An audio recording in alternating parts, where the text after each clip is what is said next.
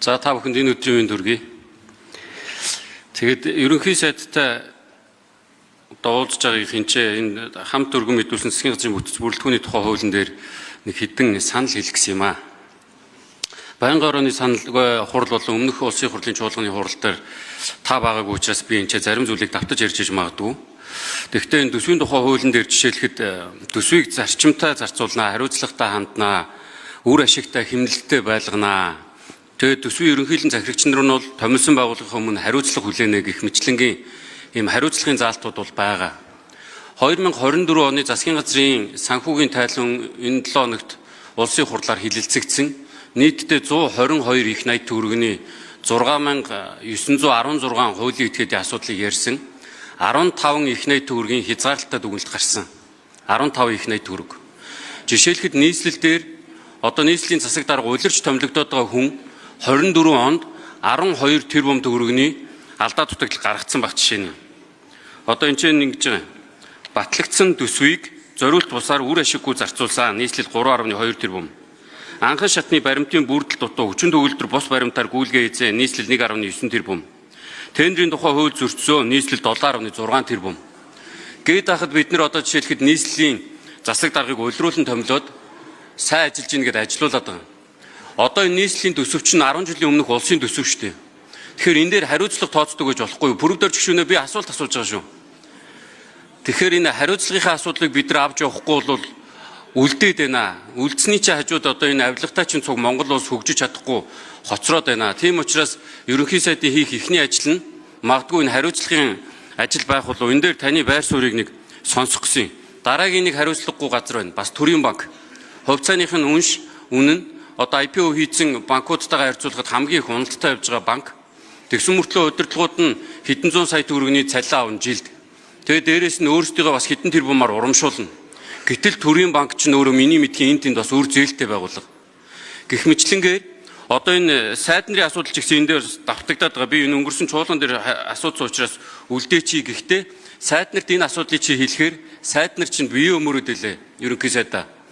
Энэ одоо жишээлхэд уулуурхаан сайд бол Эрдэнэс Монгол нь хариуцдаг, Эрдэнэс 5-7 нь хариуцдаг гэдэг.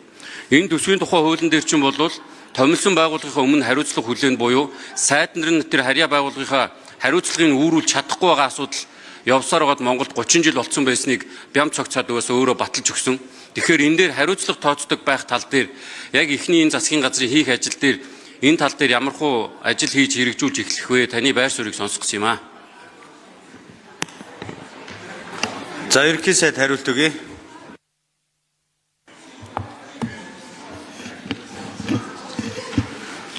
За Даваагийн Зөвхтбаатар гишүүний асуултанд хариулъя. За энэ төрийн банктай холбоотой асуулт сууж байна. Зөвхөн төрийн банк гэдэггүй төрийн нийт өмчийн компаниудын үйл ажиллагааг зохицуулсан үр ашигтай болгох чиглэсэн төрийн нийтийн өмчийн тухай хуулийг, хуучнаар бол төрийн орон нутгийн өмчийн тухай хуулийг засгийн газраас өргөн мэдүүлэхээр шийдвэрлсэн өнөөдөр өргөн барих байх гэж бодож байна.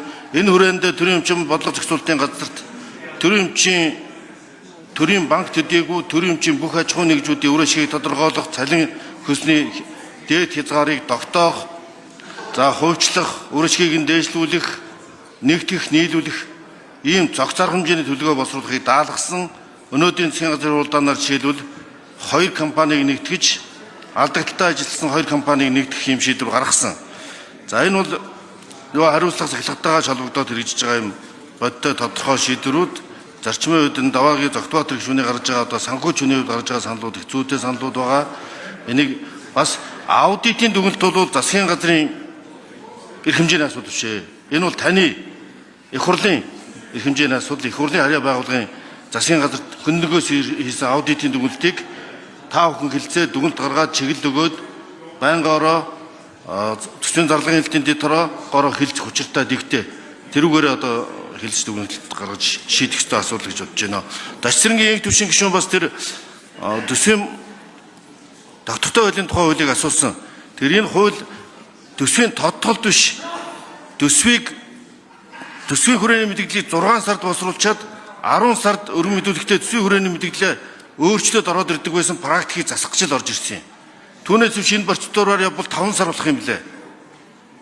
Тэгтэл өнөөдөр байшин шатаад эхэлж байгаа тэрийг унтраахгүй одоо ингээд 5 сар болно гэвэл өнөөдрийн өдөр хоногоор өөрчлөгдөж байгаа эдийн засгийн нөхцөл байдал улам хүндэрнэ. Ийм учраас энэтэй зохицуулж цаашдаа төсвийн тогтвортой байдлын хуулийг өөрчлөе гэсэн саналыг төсвийн байнгын орондор гаргаж ийлээ. Тэр процессын хууль органик хууль хоёрынхаа харилцааг зөв хангаад цаашдаа тэр хэрэгцээ шинжил хийх нь бол төсвийн байнгын ороо улсын хурлын бүрэн эрхийн асуудлаа гэж бодож байна.